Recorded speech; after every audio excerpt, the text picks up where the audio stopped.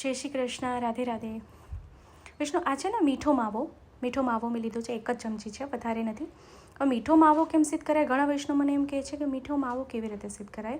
તો વાલા એનો વિડીયો હું ફરીથી આપ સાથે ચોક્કસથી શેર કરી દઈશ. તો અહીંયા કાજુ અને બદામની કતરણ છે, જે 1 ચમચી લઈ લેવાની છે. પિસ્તાની કતરણ છે, એ બી 1 ચમચી આપણે લઈ લેવાની છે.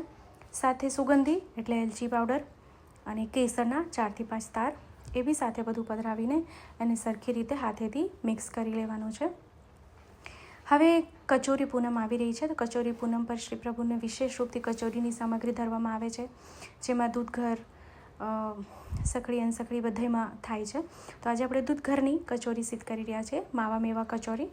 તો જેના માટે બધો જે આપણે સૂકો મેવો છે માવાની સાથે આપણે સરખી રીતે મિક્સ કરી લઈએ. મેં કચોરીની સામગ્રી આપ સાથે ઘણી બધી શેર કરી છે, પણ વાલાજી ઘણા વૈષ્ણવ નવા છે ચેનલ પર, તો એને હજી નથી ખબર, તો ફરીથી એટલે વિડીયો શેર કરી રહી છું.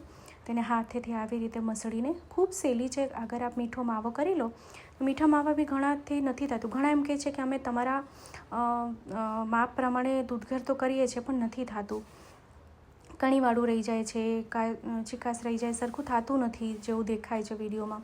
તો જો ક્યાંક ને ક્યાંક તો આપણી છે ને ભૂલ પડતી જ હશે. તો જેના માટે વિડીયો તો બની ગયો છે, પણ પછી આપ સાથે હું શેર કરીશ, એટલે નેક્સ્ટ વિડીયો એ શેર કરી દઈશ હું આપ સાથે. તો અત્યારે પહેલાં આ વિડીયો પહેલાં મેં કીધું કચોરીનું શેર કરી દઉં, પછી મીઠા માવાનું કરી દઉં, એટલે આપણે સરળતા થાય કે બીજી કોઈ તૈયારી કરવી હોય તો આપ કરી શકો છો. તો બીજી કચોરી બી હજી શેર કરીશ આપ સાથે હું. વૈષ્ણવની કમેન્ટ આવી છે, કચોરી પૂનમ આવે છે તો કચોરીની સામગ્રી શેર કરો. એટલે તો આ બદામની કતરણ, એટલે બદામ ખમણીને લીધી છે, જેથી કચોરીનું ટેક્સચર આપણે આપી શકીએ એને.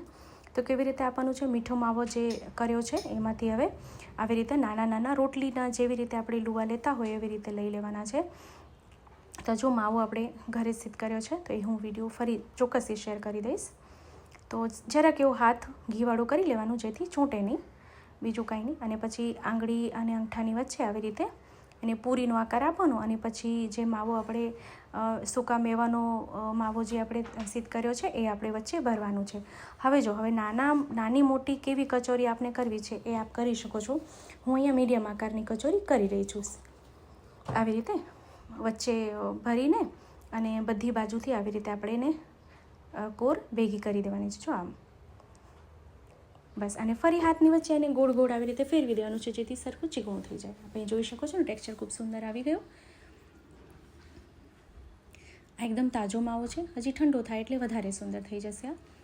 બસ હવે જે બદામની ભૂકો આપણે રાખો છો, ભૂકો નહીં, ખમણેલો ભૂકો, જેથી ટેક્સચર સુંદર આવશે. ભૂકો નહીં કરી લેવાનો, આવી રીતે રગ દોડી લેવાનું એમાં, જેથી સુંદર થઈ જાય. આપ જો એનું આવી ગયું એકદમ કચોરીનું ટેક્સચર. તો મીઠા માવા મેવાની કચોરી શ્રી પ્રભુને સોહાય તેમ સિદ્ધ થઈ ગઈ છે. તો વિડીયો ગમે તો લાઈક કરજો, આપણા ગ્રુપમાં શેર ચોક્કસથી કરી દેશો, જેથી વધુથી વધુ લોકો સુધી વિડીયો પહોંચી શકે અને એને પણ વિડીયો ઉપયોગી થઈ શકે, જેથી વિડીયોની જાણ થાય, સામગ્રીની જાણ થાય, અને એ વૈષ્ણવ પણ પોતાના સેવ્ય સ્વરૂપને સામગ્રી સિદ્ધ કરીને પ્રભુને લાડ લડાવી શકે.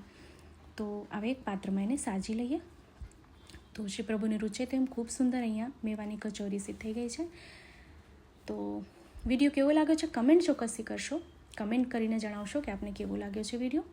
ચેનલ પર નવા આવ્યા હોય તો ચેનલને સબસ્ક્રાઈબ કરશો, બેલ આઇકન હિટ કરશો, જેથી જ્યારે બી કોઈ વિડીયો અપલોડ કરું તો આપ સુધી નોટિફિકેશન આવી જાય. ફરીથી મળશું નવા વિડીયો, નવી સામગ્રીની સાથે. ત્યાં સુધી આપ સૌને મારા જય શ્રી કૃષ્ણ.